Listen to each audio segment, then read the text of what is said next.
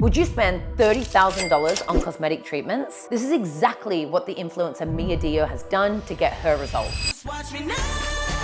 Just watch me. Just watch me.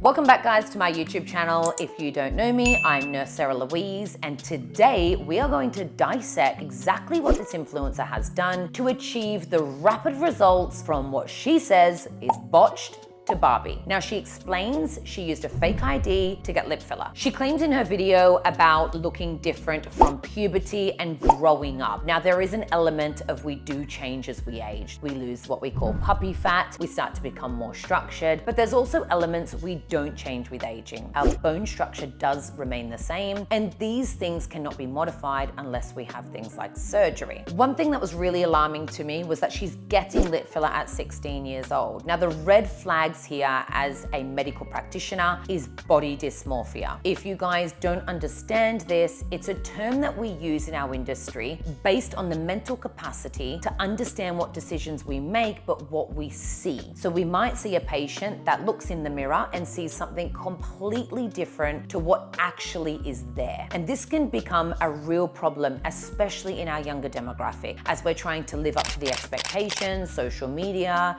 using filters, and this is where we can get a real obscured vision of ourselves. But this is something as practitioners we need to identify. We need to sift through and ensure that we're not recommending treatments and we're actually building these patients' self-confidence naturally. I don't even know what I was putting in my lips, but they were lumpy, they were stiff, they weren't moving. This is number 2 red flag. You should always know what filler is going into you. You should be asking your practitioner, you should be asking the density, the brand, the volume that's going in, how they plan to execute the treatment, and you need to become a little bit more aware about this. This is just pure accountability. And when patients often come to me, I will say, what have you been treated with? Oh, I have no idea. This is really alarming. When I was younger and doing stuff with a fake ID, I was opting for the cheapest filler option at the time. When are we going to learn that we don't need to chase the Groupon deal? This is not healthy. You should be going to a licensed medical practitioner and having this treatment under medical supervision. And cost almost has to be irrelevant in that case. As she goes on to show us her journey of what she's had done, she then says she actually gets everything dissolved. If you want to save on your daily coffee, your clothes, and your makeup, go for it. But with your face and your health, protect your investment, guys. You pay peanuts, you get monkeys. I always say this to my patients. As we follow her journey throughout her video, she then goes on to say she had all of her lip filler dissolved. Now, we see this all the time now. I think Kylie Jenner really kicked this off, to be honest. She dissolved all of her lip filler and then everyone got on this dissolving train. It is healthy to dissolve them at some point because your risk of migration, where the filler ends up going above your lip, can be really prominent. And if you've seen my latest TikTok, I speak about Kylie Jenner having some malar edema. I would suspect that was from tear trough filler, and it's remained here when she went on the red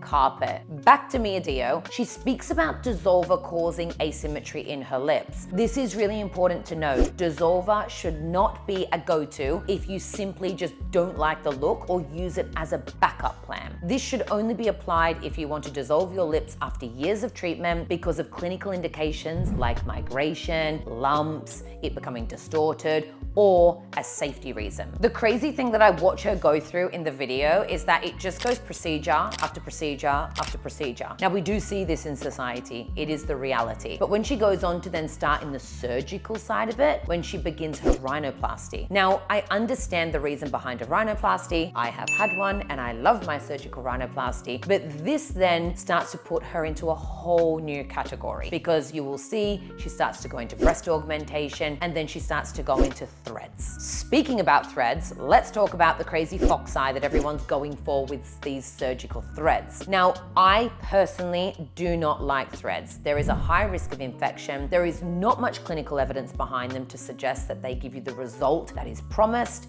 They can be costly, and I don't believe that they're healthy for your tissues over over a long period of time. So I regularly get baby Botox on my forehead for preventative reasons. She says something super interesting, guys, about baby Botox. Now, this is a real American phrase. What is baby Botox? The idea behind this is to inject small amounts of Botox into the face. What does Botox do? Botox stops muscles contracting. Now, if you put 1 unit or you put 4 units, you're still going to stop the muscle contracting. All that is going to change is the duration of that effect. So baby Botox, in my eyes, should be called short-term Botox, because you're still going to paralyze that area, but it might only last 4 weeks as opposed to 4 months. So this, in my eyes, is really incorrect clinically. When we're using Botox, I would always say inject areas that are going to be more anti-aging and smoothing. And a little trick for this is treat your frown and treat your eyes, let your forehead move, leave you with that naturalism to your face and still have that normal dynamic expression. She goes on to say that she has more dermal filler. She gets it placed in her cheeks, her chin, her jaw, her tear troughs. She then goes for her teeth. She starts to have changes and getting veneers. The interesting thing she says here is she starts signing endorsements. Now she's doing partnerships to be an influencer. In actual fact, we have influencers that come into SLA Medical